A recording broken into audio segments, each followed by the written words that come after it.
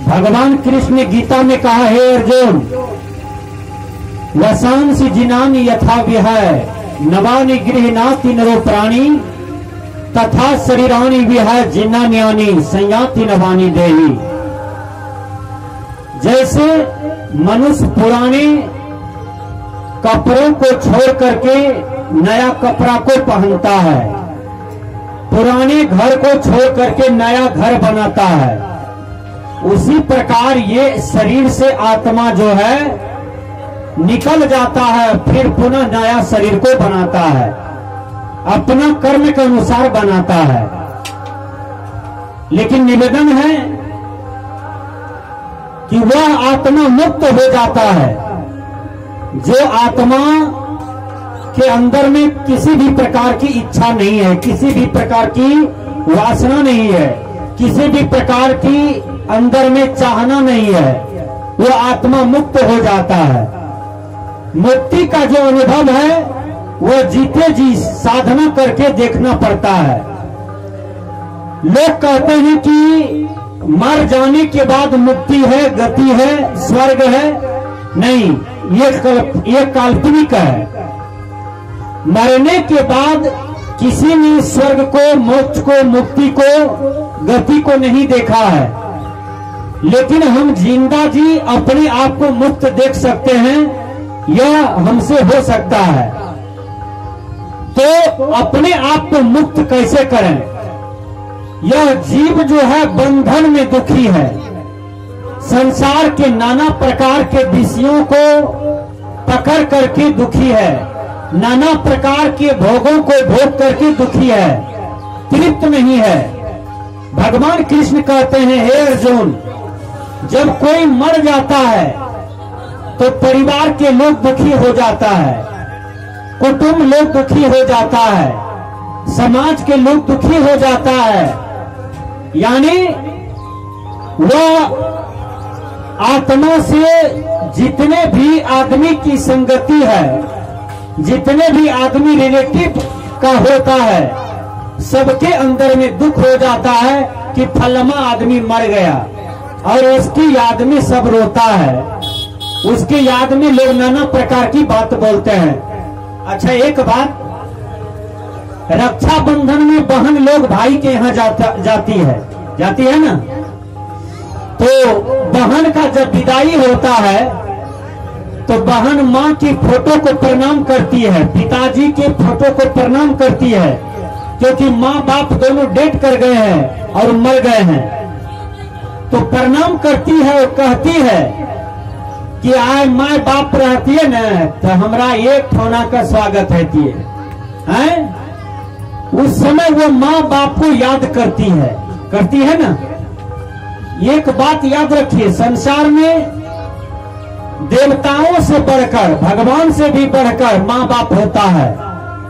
क्योंकि जब कोई आदमी दिल्ली पंजाब से कमा के आता है तो पत्नी हिसाब मांगती है कितना पैसा कमाए हैं। बोलिए, सही बात है?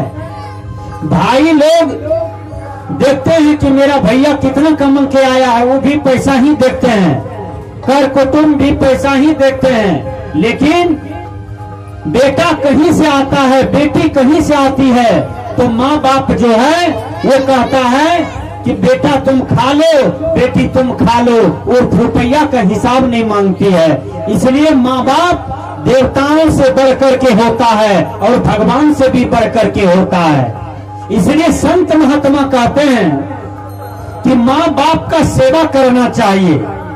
जो माँ बाप की सेवा करते हैं, समझिए वो श्राद्ध कर रहे हैं, वो क्रियाक्रम करते हैं।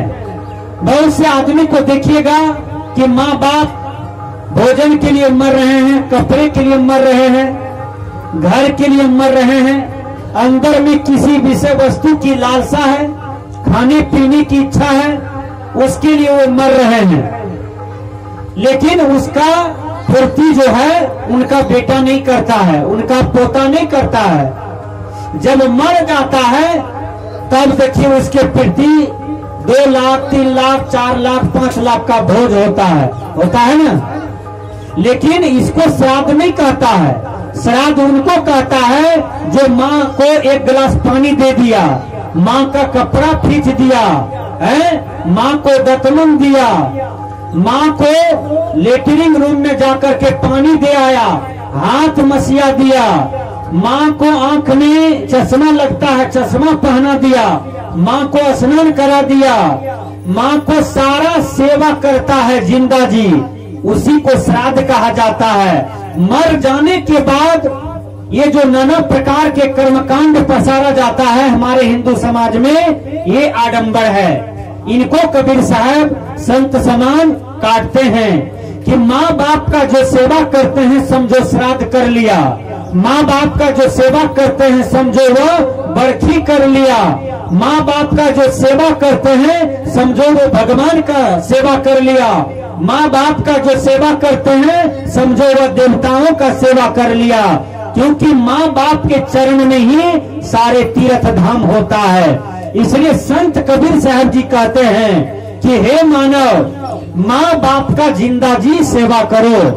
मर जाने के बाद तुम नाना प्रकार के जो कर्मकांड पंडित जी के द्वारा रचते हो, दिखाते हो, करते हो, ये आडंबर है, ये बिल्कुल मिथ्या है। और बोलिए, मनुष्य को शांति अपना कर्म से मिलता है कि आडंबर से मिलता है? कर्म से मिलता है। आप किसी का गाय चोरी कर लीजिए, शांति मिलेगी आपको? आपको मन में होगा कि कहीं हम पकड़ा जाएंगे तो पुलिस बहुत मारेगा, है? कोर्ट कचहरी होगा, समाज में प्रतिष्ठा उड़ जाएगी। आप गलत काम करते हैं और तुरंत आपके अंदर में अशांति हो जाती है कि नहीं? इसलिए सदगुरु कबीर चेताते हैं कि गलत मत करो। जो कर्म करके पछतावा करना पड़े, जो कर्म करके अशांति हो जाए, वह कर्म नहीं करना चाहिए, किसी भी मनुष्य को नहीं करना चाहिए, वह कर्म किसी भी प्रकार से नहीं करना चाहिए। विचार कीजिए, हमारे कहने का भाव है कि माँ बाप श्रेष्ठ होता है। एक माँ जो बच्चा को जन्म देती है, वह माँ उस बच्चे को पहले 9 महीना 10 महीना पेट में रखती है। और विचार कीजिए, एक बच्चा का वजन 5 किलो, 6 किलो, 7 किलो, 8 किलो ऐसा होता है बच्चा। विचार कीजिए, 3 किलो, 2 किलो ऐसा भी होता है बच्चा। लेकिन आपको कोई 2 किलोवा दे दे और कहे बिहारीगंज जाओ, अब 2 किलोवा फिर बिहारीगंज से लेते आना, हाथे में दे दे आपको बोझ बुझाएगा ना? आपके पैर में कोई एक ईटा बांध दे, कहे बिहारीगंज जाओ, अब फिर आओ, फिर जाओ, फिर आओ, बिहारीगंज जाओ आओ, एक ईटा बांध दे आपके पैर में, भारी लगेगा ना? और जो मां 9 महीना 10 महीना बच्चा को पेट में लेकर के बेचारी पालन करती है, उस बच्चा को गर्भ में पालती है, वो माँ जब बच्चा को जन्म देती है तो 100 बिच्छू का डंक की तरह उसको दर्द होता है। 100 बिच्छू किसी के देह में काटे तो कितना दर्द होगा, विचार कीजिए। और उतना ही दर्द होता है एक बच्चा को जन्म देने में। इसलिए सज्जनों, माँ बाप संसार में सबसे बड़ा होता है, माँ बाप का सेवा करना चाहिए। याद कीजिए, एक बच्चा को जन्म देने में माँ को नाना प्रकार के तीर्थ, नाना प्रकार के व्रत, नाना प्रकार के देवताओं का नाम लेते हैं, भगवान का नाम लेते हैं, इष्ट का नाम लेते हैं कि हे भगवान, भैया तो हैया हमारा बेटा हैया, न तो लोग हमारा दोस्त है। संसार के लोग देखिए कितना अंधा होता है। जब किसी को बार बार बेटी होता है ना तो लोग थूक फेंकता है। घर के लोग भी, बाहर के लोग भी हैं, इसको बेटिए होता है। बोलिए, माँ अपना हाथ से बेटी पेट में बनाती है? विचार करना चाहिए। कोई माँ अपने हाथ से पेट में बेटी बेटा बनाती है? नहीं, ये तो प्रकृति का देन है। किसको बेटा होगा, किसको बेटी होगा, ये प्रकृति का देन है, ईश्वरीय देन नहीं है, ये प्रकृति का देन होता है। जिसको बेटी होता है तो खुशी होना चाहिए, जिसको बेटा होता है तो उसमें भी खुशी होना चाहिए, दुखी नहीं होना चाहिए। प्रकृति में बेटा भी चाहिए, बेटी भी चाहिए। अच्छा, एक बात हर आदमी चाहता है कि बेटी को तिलक देना पड़ेगा, है? इसलिए हमको तिलक देने में पहाड़ बुझाता है। बोलिए, भगवान और प्रकृति दोनों ही बात को सुन ले क्या कि हर आदमी को बेटे दे दो, पूरे दुनिया में सबको बेटा ही दे दिया जाए। और वो बेटा कल जवान होगा तो ब्याह किन से करेगा, खुट्टा से कि नारियल गाछ से? विचार कीजिए, बेटा ब्याह किन से करेगा? खुट्टा से करेगा कि पिलर से करेगा कि नारियल गाछ से? बेटिए से करेगा। इसलिए बेटा भी चाहिए और बेटी भी चाहिए संसार में। दोनों को देखिए एक समान, बेटा बेटी एक समान होता है। तो संत महापुरुष कहते हैं कि जिस माँ बाप से हम जन्म लिए हैं वो माँ बाप का हम सेवा करें।